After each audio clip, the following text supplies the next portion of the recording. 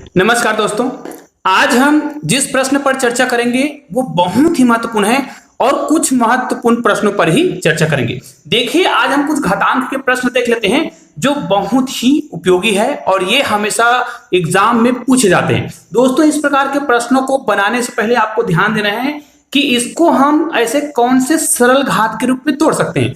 जरूरी नहीं है कि वो उसको हम एकदम सबसे छोटे घात के रूप में तोड़े, हो सकता है कुछ बड़े घात के रूप में भी हम तोड़ सकते हैं जिससे हम इसको आंसर को बहुत आसानी से ला सके।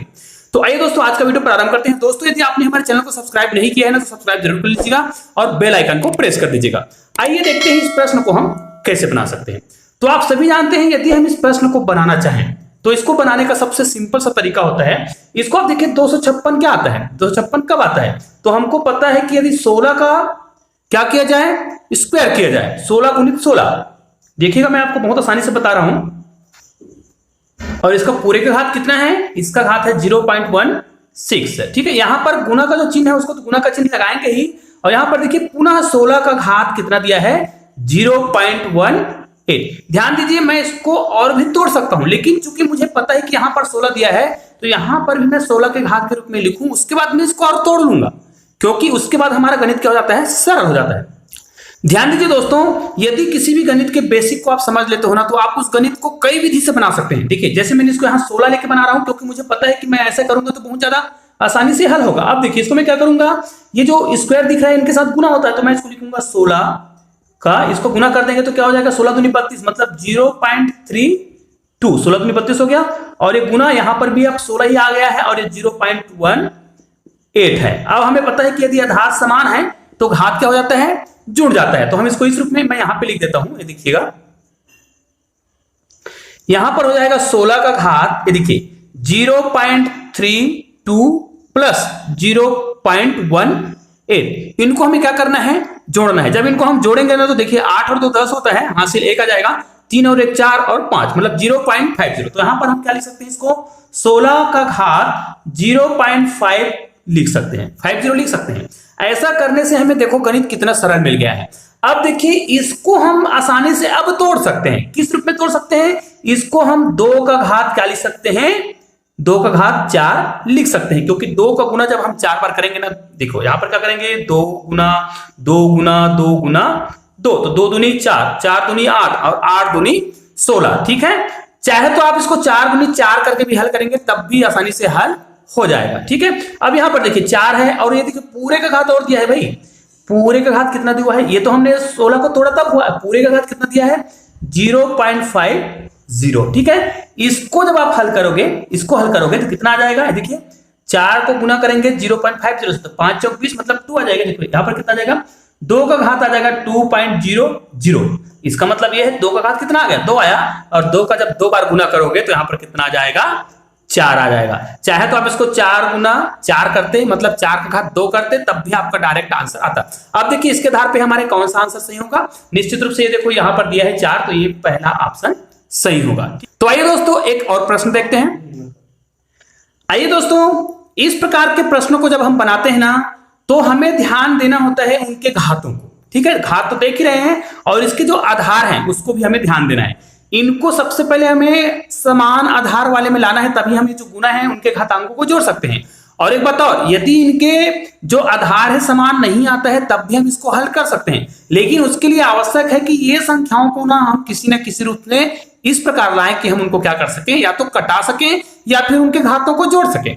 तो आइए इसको हम कैसे हल करते हैं। देखिए, सिंपल से इसका हल हो जाएगा। इसको, ये तो सिंपल सी बात है, 4 को हम क्या लिख सकते हैं, 2 का घात 2 लिख सकते हैं, और इसका पूरे का घात जो दिया है उसको हमें कुछ भी अभी नहीं करना है। अब देखिए, ये 0.5 है तो 0.5 को हमें क्या करना है, पहले भिन्नों में बदल देंगे। तो 0.5 है तो ये तो नियम है कि 1 के जगह यहां पर दशमलव लिखा है, उनके जगह हम 1 लिखेंगे, और जितने अंक है उतने क्या कर देंगे, 0 लगा देंगे, और इसका घात दिया है 4। ठीक है, तो यहां पर आप देख सकते हैं, इसको मैं क्या लिखूंगा, इनका गुना इनके साथ हो जाएगा, तो 2 का घात, अब 2 का गुना इनके साथ होगा क्योंकि पूरे का घात होता है तो उनका गुना होता है, तो 5 दूनी 10 हो जाएगा, मतलब 1.0 मतलब 1 हो गया। ठीक है, यहां पर देखिए, इसको जब हम कटाएंगे है ना, 5 एकम 5 और 5 दूनी 10, मतलब यहां पे कितना बच रहा है, 1/2, और पूरे का घात कितना है, 4 है। अब देखिए, क्या इनके आधार बराबर हो गए, नहीं हुए, है ना।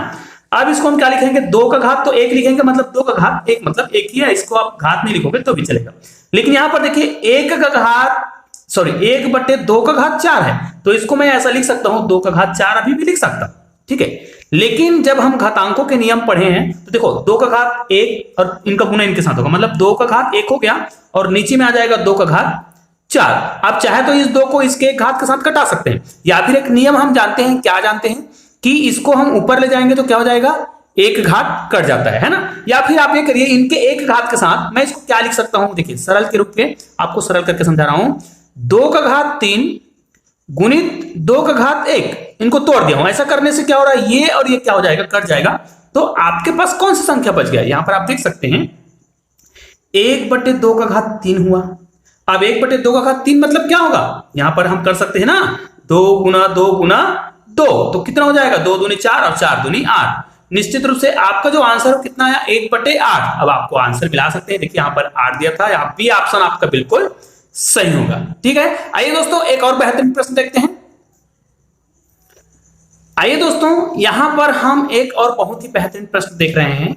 जैसे 8 का घात दिया है 2/3, है ना, ये किसके बराबर है, यहां पर ऑप्शन दिया हुआ है 5 सही 1/2, 8 सही 2/3 और 4, और आखिरी ऑप्शन है 3 सही 1/3। तो इन चारों ऑप्शन में ये किसके बराबर होगा। ये बहुत ही सरल प्रश्न है, देखने से लगता है कठिन है लेकिन ये बिल्कुल सरल है। कैसे, आप जानते हैं कि 8 को हम क्या लिख सकते हैं, 2 गुणित 2 गुणित 2 लिख सकते हैं, है ना, 3 बार मतलब, और ये हो जाएगा 2 का घात तो है दिया है, 2/3 दिया है इनका घात जो है। तो 2 के घात को हम इस रूप में लिखेंगे तो क्या करेंगे, इसको हम 2 का घात क्या लिख सकते हैं, 3 लिख सकते हैं। और पूरे का घात कितना दिया है, 2/3 दिया है, तो इसको सिंपल से जब आप हल करोगे तो क्या लिखोगे, 2 का घात 3 गुणित 2/3। अब सिंपल सी बात है, ये और ये क्या हो जाएगा, कट जाएगा। तो आपका आंसर 2 का घात कितना आया, 2, मतलब जब 2 को आप 2 बार आप गुना करोगे तो कितना आ जाएगा, 2 दूनी 4। निश्चित रूप से आपका आंसर आ गया है। और उस ऊपर ऑप्शन में आप देख सकते हो कि कौन सा आंसर सही है, सी वाला ऑप्शन बिल्कुल सही है। आइए दोस्तों एक और बेहतरीन प्रश्न देखते हैं। आइए दोस्तों अब हम एक ऐसे प्रश्न के बारे में चर्चा करेंगे जो बहुत ही महत्वपूर्ण है। इसमें आप देख सकते हैं कि इनके जो घात है उसमें चर राशि दे दिया है, x का मान दिया है, यहां पर भी x दे दिया है, मतलब ये चर राशि है और आपको क्या करना है, x का ही मान निकालना है। लेकिन याद रखिए इस प्रकार के प्रश्नों को आप जब भी बनाते हैं ना तो हमें आधार को बराबर करना रहता है, क्योंकि जब तक हम आधार को बराबर नहीं करेंगे तब तक हम उसके जो घातांक है उसकी तुलना नहीं कर सकते, और जब तक हम इसकी तुलना नहीं करेंगे तो इसका आंसर नहीं आएगा। तो इसके लिए हमें क्या करना है, ये जो घातांक है उसको तुलना करेंगे, उसके लिए हमें ये जो संख्या दिख रहा है उसको हमें क्या करना है, बराबर लाना है।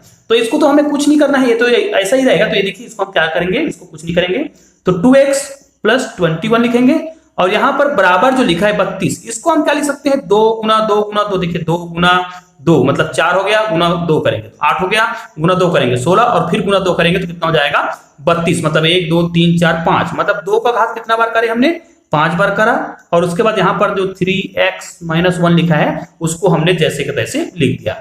अब देखिए यहाँ पर हमें क्या करना होगा, ध्यान दीजिएगा, यहां पर आपको कुछ करने की आवश्यकता नहीं, इधर अभी आप कुछ भी नहीं करेंगे, अभी आपको दूसरे पक्ष को ही हल करना है।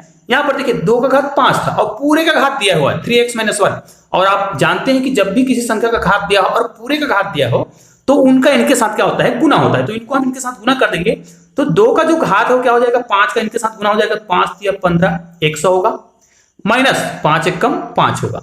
अब देखिए दोनों का जो आधार है यहां पर क्या हो गया है, समान आ गया है। अभी गणित का सिंपल सा नियम है, यदि आधार समान हो, है ना, तो हम घातांक को क्या कर सकते हैं, बराबर लिख सकते हैं। तो यहां पर देखिए हमने तुलना कर दिया, अब हम क्या करेंगे, इनको बराबर लिखेंगे, तो हो जाएगा 2x + 21 बराबर यहां पर हो जाएगा 15x - 5। अब क्या करेंगे, चर को एक साइड और अचर को एक साइड ले जाएंगे। तो हम ये करते हैं, -5 दिख रहा है उसको इधर ले आते हैं, तो यहां पर हो जाएगा 21 + 5 बराबर 15x तो इधर ही रहेगा। ये देखिए यहां पर 2 दिख रहा था, 2x, उसको हम उधर ले आएंगे तो क्या होता है, पक्षांतर करते तो चिन्ह बदलता है, तो हो जाएगा 2x। अब देखिए इनको हम इनके साथ जोड़ेंगे तो क्या हो जाएगा, 26 हो जाएगा। इनको घटाएंगे तो 15 में 2 घटाएंगे तो कितना आ जाएगा, यहां पर आ जाएगा 13x। अब जब हम इनको हल करेंगे तो ये क्या हो जाएगा, x का जो वैल्यू निकालेंगे ना, तो इसको हम यहां पे हल कर देते हैं। यहां पर क्या हो जाएगा, x का मान कितना हो जाएगा, 26 बटे यहां पर क्या कर देंगे 13, तो ये कट जाएगा, 13 कम 13, 13 दूनी 26, तो x का मान कितना आ गया जी, 2 आ गया। अब देख सकते हैं इनमें कौन सा ऑप्शन सही होगा, फिर ए वाला ऑप्शन बिल्कुल सही होगा।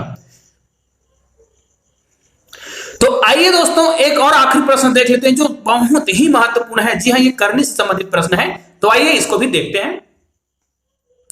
आइए दोस्तों अब हम एक आखिरी प्रश्न देख लेते हैं। ये बहुत ही महत्वपूर्ण प्रश्न है। यहां पर आप देखिए 16 का घात 3/4 का मान क्या होगा। यहां पर ऑप्शन दिए हुए हैं ए, बी, सी और डी। इनमें से कौन सा ऑप्शन सही है ये आपको बताना है। तो यहां पर हम देख लेते हैं इनको हम किस रूप में लिख सकते हैं। सबसे पहले आप देख लीजिएगा 16 को आप किस रूप में लिख सकते हैं। 16 को आप 2 का घात 4 के रूप में लिख सकते हैं। 2 गुणित 2 गुणित 2 गुणित 2, तो उसका मान कितना आता है 16। आप इसको 4 बार करके गुना करके देख लीजिएगा और ये हो जाएगा 3/4। अब सिंपल सी बात है, जब हम किसी संख्या का घात दिया हो तो घात जो है पूरे के घात के साथ क्या हो जाता है, गुना हो जाता है। तो 4 गुना 3/4 और क्या करना है, 4 और 4 कट गया तो आपके पास कितना बचा 2 का घात 3। और 2 को जब आप 3 बार गुना करोगे 2 गुना 2 गुना 2, तो 2 दूनी 4 और 4 दूनी 8, तो इसका आंसर कितना आएगा 8 आएगा। तो आप यहाँ पर ऑप्शन किसी को भी देख सकते हो। ये देखिए कौन सा ऑप्शन सही है, बिल्कुल बी वाला ऑप्शन राइट है। तो दोस्तों मिलते हैं ऐसे ही बेहतरीन वीडियो के साथ, तब तक के लिए जय हिंद जय भारत।